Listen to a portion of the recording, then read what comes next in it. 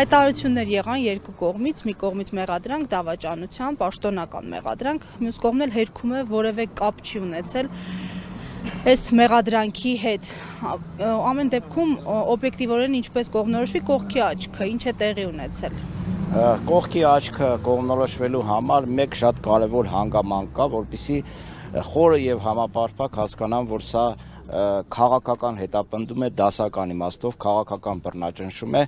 Մեկ հարց տվեք, եթե Անդրանիկ Թևանյանը չմասնակցեր քարոզարշավին, չլիներ թեկնածու, հանդես չկար շատ կոշտ ու թիրախային քննադատությամբ Նիկոլ Փաշինյանի հասցեին, ապա կլիներ նման քաղաքական հետապնդում, թե չէր լինի։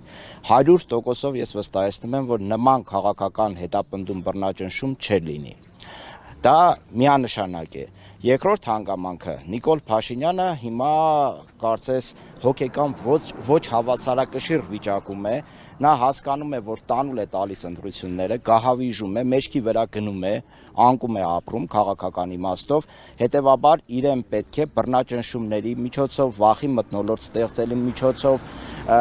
քաղաքական հիմնական հակառակորդներին վարկաբեկելու միջոցով փորձի ձեռափրփուրներին գցելով իշխանությունը պահի։ Այս գործընթացով ինքը ըստ էության ապա լեգիտիմացնում է ընտրական գործընթացը եւ ընտրությունների արդյունքները։ Հանրապետական ինստիտուտի վերջին հարցումները կարծեք այլ բանի մասն էին վկայում, թեև այստեղ տեղի ունեցող այլ հարցումներ են հրապարակվել, որոնք ընդդիմության հավանական հաղթանակն էին։ Ասեմ, նախ այդ ձեր նշած կազմակերպության հարցումներով Նիկոլ Փաշինյանը չի հաղթում, այնտեղ 38%-ի մասին էր կարծեմ, ու մեկ բարձր էր, հասկանալի է, բայց դա հաղթողի վարկանիշ չի։ Հաղթողի վարկանիշ չի, երկրորդ ուշադրություն չեք դարձրել 43% չկողմնորոշվածների վրա, այսինքն մարդիկ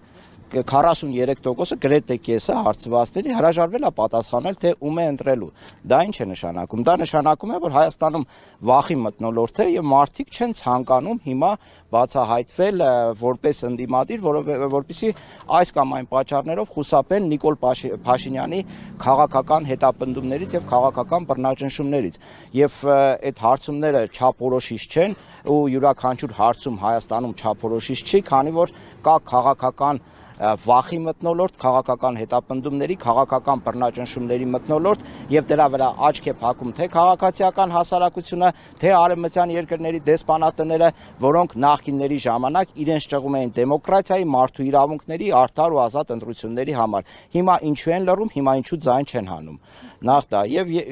մեկ բան էլ նշեմ, Նիկոլ Փաշինյանը Անդրանիկ Թևանյանի վրա այս քրեական գործը հարուցել է 4 բառի պատճառով՝ ազգային դավաճան, լրտես, 300 թե 600 քանի հազար դոլար ու ՖՍԲ։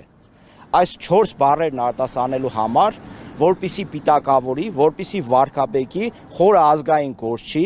եւ իր վրայից սլակները շեղի։ 20 թվականից հետո դավաճան պիտակը ում վրա է կպցրած եղել։ Թող ժողովուրդը հարց տա։ Ինչ էր գոռում ժողովուրդը Սյունիքից մինչև Շիրակ ու Լոռի։ Նիկոլ Դավաճան, ճիշտ եմ։ Հիմա նման քաղաքական գործերով, քաղաքական հետապնդումներով Դավաճանի պիտակը իր վրայից փորձում է անհույս փորձում է, դա իրեն չի ստացվի, այս կամ այն քաղաքական գործի վրա կարել, այդքան բան։